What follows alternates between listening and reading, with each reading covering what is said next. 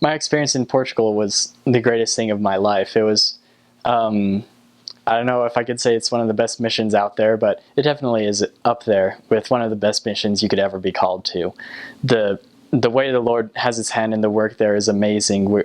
The Portuguese mission was one of the highest baptizing missions in Europe, and it even over-baptized some Brazilian missions at the time. But really, it's not about the numbers, it's about how close you get to the Lord and how close you could bring other people to the Lord.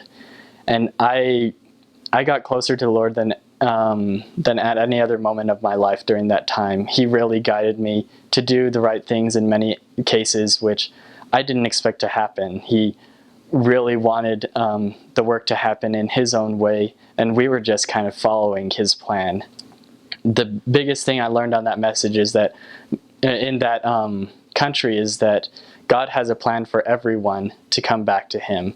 You could always think like, oh, that person had their chance or that person rejected it.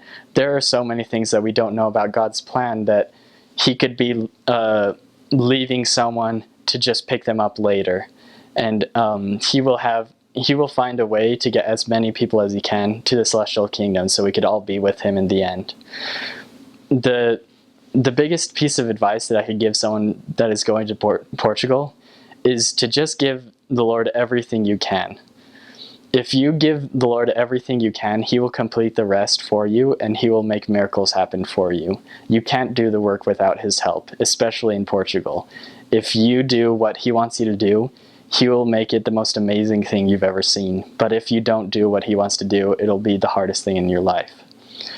And so I grew closer to the Lord. In many cases, I put everything I was to him. I went to him and I said, I don't want to do what I want to do. I want to do what you want to do. And I received direction from that, and I was able to do amazing things just because he was helping me do it. And without him there, I wouldn't have been able to do anything on that mission. I probably would have been very, very depressed.